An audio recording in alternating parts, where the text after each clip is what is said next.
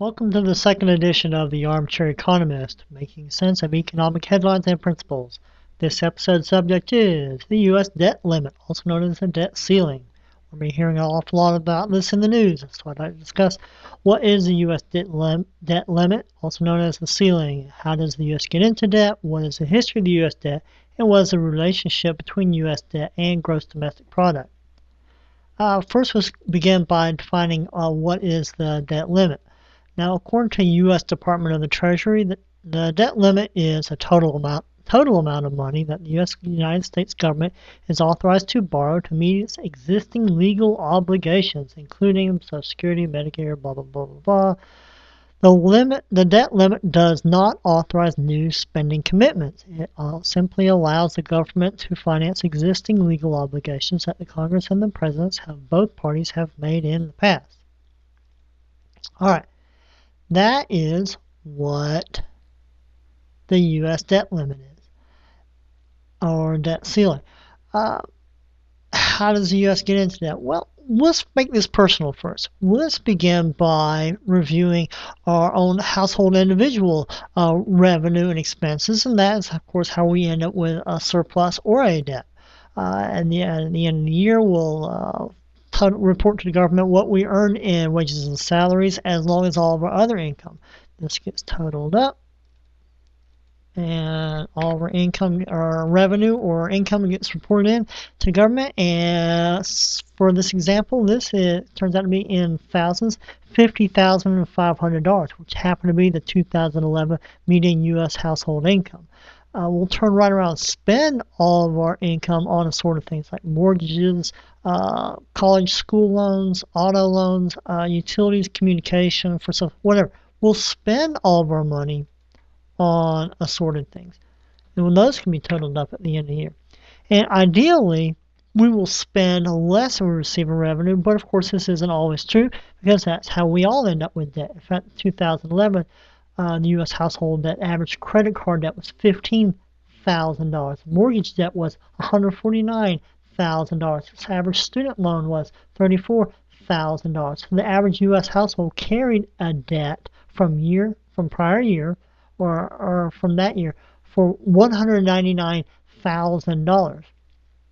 This year we want to see what we added to that debt. So we'll take our revenue, subtract from that our expenses, and we ended up with only an additional $900. So we're going to add this to, make this equal to our existing debt, and because we have a negative here, we're going to subtract the negative to add to that. And so that brings our debt up a little bit higher by $900. This is how a personal household creates debt. Now we're going to see how the government creates debt. The government, like us, has its own revenue. Gets primarily most of its income through income taxes, but then again, you also pay from your paycheck Social Security insurance taxes, and then ad valorem taxes, so this gets totaled up. So this is the government's revenue. These are actual numbers. Let's see. Actual numbers that the government spent, and this is in billions. So that's $1,401 billion. So our total revenue for 2012 from the U.S. government was $2,468,000,000, and it turned right around and spent that money for pensions, healthcare, educators, defense, welfare, protection, transportation, federal government, other spending, and interest. So all of this is the federal government's total expenditures get summed up, and then we can see whether we ended up with surplus or not. So, revenue minus expenses equals a deficit here.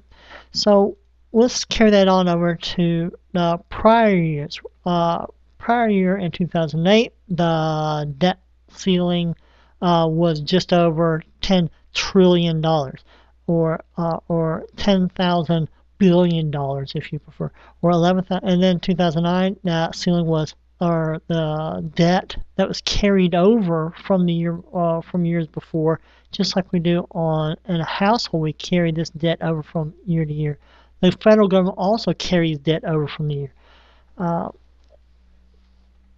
10 billion or $10,000 billion or $10 trillion in 2008, $11 trillion, $13 trillion, $14 trillion, and in 2012 we're going to add to that $1.3 trillion or 1,000 or $1,300 billion dollars. We're going to add to that. So in 2012, and the numbers haven't all come back in. So what we're going to end up here is an estimate.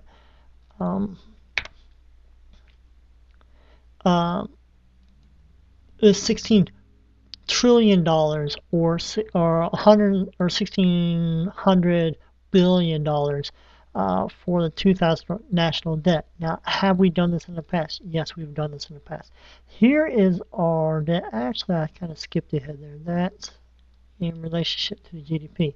All right, we want to see what the debt is in relationship to the gross domestic product. How many goods and services our government made? We take our debt and we divide that by the relationship of what we spent that money for on to receive, and it's 70%. So 70% of what the United States built and manufactured goods and services, we turn right around and spend it. This is the debt we incurred to generate this number. Now, ideally, you would want the amount of money you spend to generate revenue to be less than that. If you have to spend an equal amount of money to make an equal amount of money, you're really not coming off ahead. So this debt is kind of a problem because it keeps getting worse, bigger and bigger every year. So once again, we're going to take that, or we'll copy that down here. So we see for 2000 national debt, we're going to have in 2012, like I said, this is estimated, we're going to have a gross domestic product of $15.8 trillion or $1,500 billion, but we're going to have to spend, or our federal government is going to spend $16 billion in order to create that. Now, we'll see what this is in relationship to the past. In the past, from 1940, go back here, 2008, 2009, 2011. Here's gross government debt as a percentage of gross domestic product. So we see the period that we were just covering on that Excel chart, or a spreadsheet. It covers from this period right about here up here, where we just peaked over the 100% point. Have we done that in the past? Yes, we have. Like back during World War II, we've done that. And after that period, we brought that back in and out. So the deficit, in order to the debt limit, we brought that down, but then for some reason back in 1980, we have just kept making that, not allowing that number to creep back up, creep back up, creep back up.